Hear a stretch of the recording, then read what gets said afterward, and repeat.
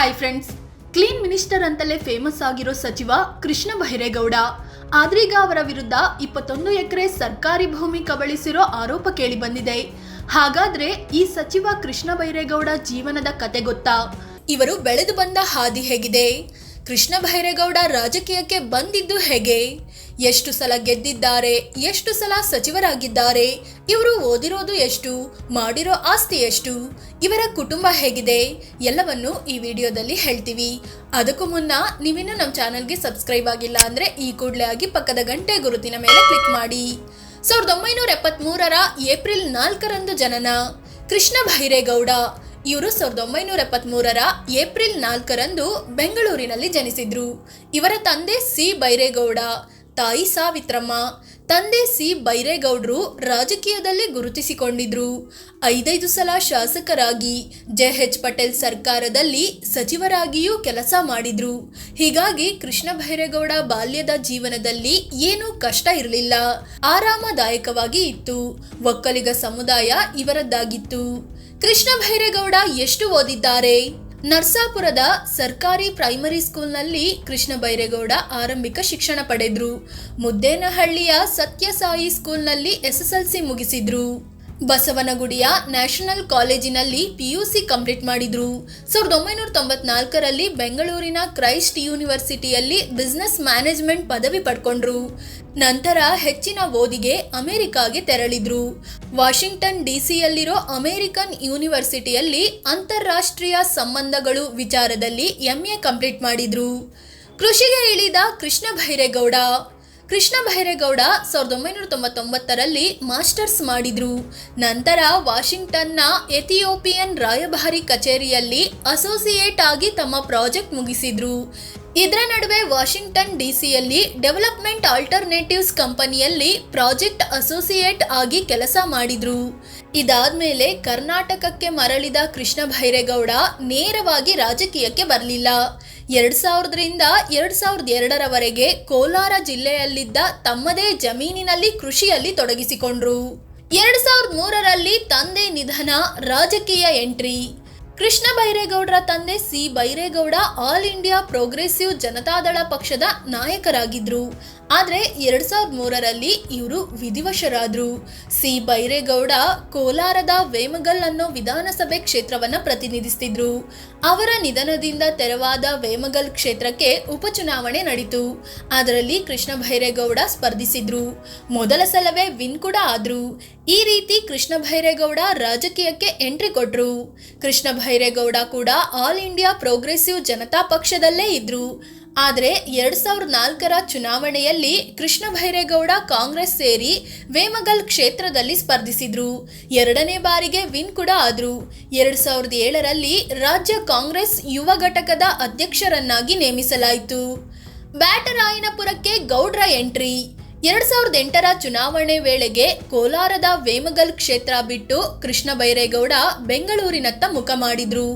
ಬ್ಯಾಟರಾಯನಪುರ ಕ್ಷೇತ್ರದಿಂದ ಕಣಕ್ಕೆ ಇಳಿದ್ರು. ದಾಖಲೆಯ ಮತ ಪಡೆದು ವಿನ್ ಕೂಡ ಆದ್ರು. ಇದಾದ್ಮೇಲೆ ಕೃಷ್ಣ ಬೈರೇಗೌಡ ತಮ್ಮ ಕ್ಷೇತ್ರದಲ್ಲಿನ ಸಮಸ್ಯೆಗಳನ್ನು ವೇಗವಾಗಿ ಬಗೆಹರಿಸೋಕೆ ಶುರು ಮಾಡಿದ್ರು. ಪಾರ್ಕ್, ಜಿಮ್ ಸೇರಿದಂತೆ ಅಭಿವೃದ್ಧಿ ಕಾರ್ಯಗಳತ್ತ ಗಮನ ಹರಿಸಿದ್ರು. ಸ್ಕೂಲ್ಗಳಲ್ಲಿ ಎಕ್ಸ್ಟ್ರಾ ಕ್ಲಾಸ್ ರೂಮ್, ಆಡಿಟೋರಿಯಂಗಳು ಮತ್ತು ಪಬ್ಲಿಕ್ ಟಾಯ್ಲೆಟ್ಗಳನ್ನು ನಿರ್ಮಿಸಿದ್ರು. ಬ್ಯಾಟರಾಯನಪುರದಲ್ಲಿ 2200 ಮಂದಿಗೆ ಹಕ್ಕುಪತ್ರಗಳನ್ನು ಕೂಡ ಕೊಡಿಸಿದ್ರು. 100 ಜನರಿಗೆ ಸರ್ಕಾರದ ಕಡೆಯಿಂದ ಮನೆ ಕಟ್ಟಿಸಿಕೊಟ್ರು. ಈ ರೀತಿ ಬ್ಯಾಟರಾಯನಪುರ ಕ್ಷೇತ್ರದಲ್ಲಿ ಒಂದು ಗಟ್ಟಿ ನೆಲೆ ಮಾಡಿಕೊಂಡ್ರು. 2012ರಲ್ಲಿ KPCC ಪ್ರಧಾನ ಕಾರ್ಯದರ್ಶಿಯಾಗಿಯೂ ಕೆಲಸ ಮಾಡಿದ್ರು. 2013ರಲ್ಲಿ ಮತ್ತೆ ವಿನ್, ಸಚಿವ ಸ್ಥಾನ. 2013ರ ಚುನಾವಣೆಯಲ್ಲಿ ಮತ್ತೆ ಕೃಷ್ಣ ಬೈರೇಗೌಡ ಬ್ಯಾಟರಾಯನಪುರ ಕ್ಷೇತ್ರದಲ್ಲಿ ಸ್ಪರ್ಧಿಸಿ ವಿನ್ ಆದ್ರು. ಸಿದ್ದರಾಮಯ್ಯ CM ಆದಾಗ ಅವರ ಕ್ಯಾಬಿನೆಟ್ನಲ್ಲಿ ಕೃಷಿ ಸಚಿವರಾಗಿ ಕೆಲಸ ಮಾಡಿದ್ರು. ಈ ವೇಳೆ ರಾಜ್ಯದಲ್ಲಿ ಕೃಷಿ ಅಭಿವೃದ್ಧಿಗೆ ಹಲವಾರು ಹೆಜ್ಜೆಗಳನ್ನ ಇಟ್ರು. ರೈತರ ಅನುಕೂಲಕ್ಕಾಗಿ ಈ ಮಂಡಿ ಅನ್ನೋ ಕಾನ್ಸೆಪ್ಟ್ ಜಾರಿಗೆ ತಂದ್ರು. ಇದರಿಂದ ರೈತರ ಆದಾಯ 38% ಹೆಚ್ಚಾಯಿತು. ಕೃಷಿ ಹೊಂಡಗಳ ನಿರ್ಮಾಣ, ಕೆರೆಗಳ ಜೀರ್ಣೋದ್ಧಾರದತ್ತ ಕೃಷ್ಣ ಬೈರೇಗೌಡ ಗಮನ ಕೊಟ್ರು. 2018ರ ಚುನಾವಣೆಯಲ್ಲಿ ಬ್ಯಾಟರಾಯನಪುರದಿಂದ ಮತ್ತೆ ಸ್ಪರ್ಧಿಸಿ ಗೆದ್ದ ಇವರು ಸಮ್ಮಿಶ್ರ ಸರ್ಕಾರದಲ್ಲಿ ಗ್ರಾಮೀಣಾಭಿವೃದ್ಧಿ, ಕಾನೂನು ಮತ್ತು ಸಂಸದೀಯ ವ್ಯವಹಾರಗಳ ಸಚಿವರಾಗಿ ಕೆಲಸ ಮಾಡಿದ್ರು. 2023ರಲ್ಲಿ ಮತ್ತೆ ಗೆಲುವು, ಸಚಿವ ಸ್ಥಾನ. 2023ರ ಚುನಾವಣೆಯಲ್ಲಿ ಕೃಷ್ಣ ಬೈರೇಗೌಡ ಬ್ಯಾಟರಾಯನಪುರದಿಂದ 4ನೇ ಬಾರಿಗೆ ಶಾಸಕರಾಗಿ ಆಯ್ಕೆಯಾದರು. ಸಿದ್ದರಾಮಯ್ಯ ಸರ್ಕಾರದಲ್ಲಿ ಸದ್ಯ ಕಂದಾಯ ಸಚಿವರಾಗಿ ಕೆಲಸ ಮಾಡ್ತಿದ್ದಾರೆ.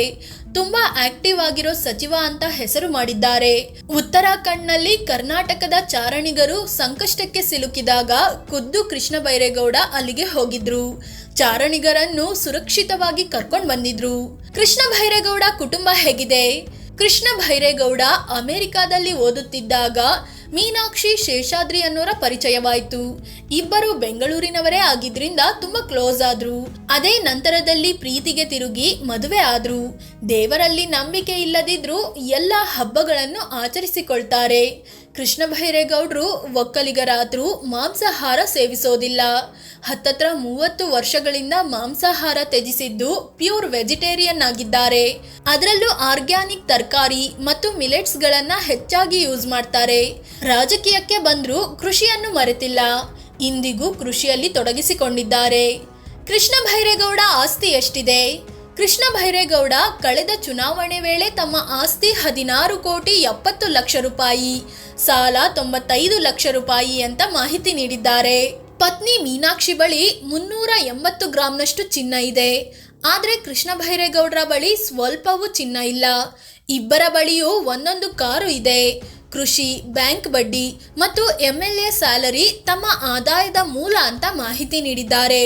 ಕೃಷ್ಣ ಬೈರೇಗೌಡ ಶಾಸಕ, ಸಚಿವ ಆಗಿದ್ರು ಪತ್ನಿ ಮೀನಾಕ್ಷಿ ಈಗಲೂ IT ಕ್ಷೇತ್ರದಲ್ಲಿ ಕೆಲಸ ಮಾಡ್ಕೊಂಡಿದ್ದಾರೆ.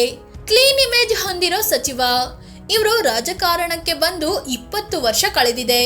6 ಸಲ ಶಾಸಕರಾಗಿ, 3ನೇ ಸಲ ಸಚಿವರಾಗಿ ಕೆಲಸ ಮಾಡ್ತಿದ್ದಾರೆ. ಆದ್ರೆ ಈವರೆಗೆ ಇವರ ವಿರುದ್ಧ ಒಂದೇ ಒಂದು ಆರೋಪ ಕೇಳಿ ಬಂದಿಲ್ಲ. ಕ್ಲೀನ್ ಇಮೇಜ್ ಮೇಂಟೈನ್ ಮಾಡಿದ್ದಾರೆ. ಏನೇ ಸಮಸ್ಯೆ ಆದ್ರೂ ಕ್ವಿಕ್ ರೆಸ್ಪಾನ್ಸ್ ಮೂಲಕ ಹೆಸರು ಮಾಡಿದ್ದಾರೆ. ಪಕ್ಷದ ವಿರುದ್ಧ ಅಥವಾ ಪಕ್ಷದ ನಾಯಕರ ವಿರುದ್ಧ ಏನಾದ್ರೂ ಆರೋಪ ಕೇಳಿ ಬಂದ್ರೆ ಮೀಡಿಯಾ ಮುಂದೆ ಬಂದು ಸ್ಪಷ್ಟನೆ ಕೊಡೋದ್ರಲ್ಲೂ ಇವರೇ ಮುಂದೆ ಇರ್ತಾರೆ. ಜಮೀನು ಕಬಳಿಸಿದ್ರ ಕೃಷ್ಣ ಬೈರೇಗೌಡ. ಕ್ಲೀನ್ ಮಂತ್ರಿ ಅಂತ ಹೆಸರು ಮಾಡಿದ್ದ ಕೃಷ್ಣ ಬೈರೇಗೌಡರ ವಿರುದ್ಧ ಬಿಜೆಪಿ ಹೊಸ ಆರೋಪ ಮಾಡಿದೆ. ತಮ್ಮ ಅಧಿಕಾರವನ್ನ ಬಳಸಿಕೊಂಡು ಕೃಷ್ಣ ಬೈರೇಗೌಡರು 21 ಎಕರೆ ಸರ್ಕಾರಿ ಜಮೀನನ್ನ ಕಬಳಿಕೆ ಮಾಡಿದ್ದಾರೆ. ಕೋಲಾರ ಜಿಲ್ಲೆಯ ನರಸಾಪುರ ಹೋಬಳಿ ಗರುಡನಪಾಳ್ಯದಲ್ಲಿ ಈ ಜಮೀನಿದೆ.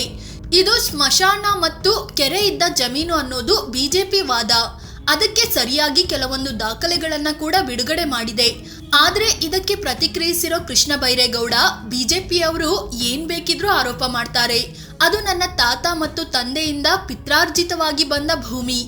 ಯಾವ ರೀತಿಯ ತನಿಖೆಗೆ ಬೇಕಿದ್ರೂ ನಾನು ರೆಡಿ ಇದ್ದೀನಿ ಅಂತ ಹೇಳಿದ್ದಾರೆ. ಫ್ರೆಂಡ್ಸ್, ಇದು ಕಂದಾಯ ಸಚಿವ ಕೃಷ್ಣ ಬೈರೇಗೌಡರ ಜೀವನದ ಬಗ್ಗೆ ಮಾಹಿತಿ ನೀಡುವ ಪ್ರಯತ್ನ. ಇವರ ಬಗ್ಗೆ ನಿಮಗೇನು ಅನ್ಸುತ್ತೆ ಅಂತ ಕಾಮೆಂಟ್ ಮಾಡಿ ಹೇಳಿ.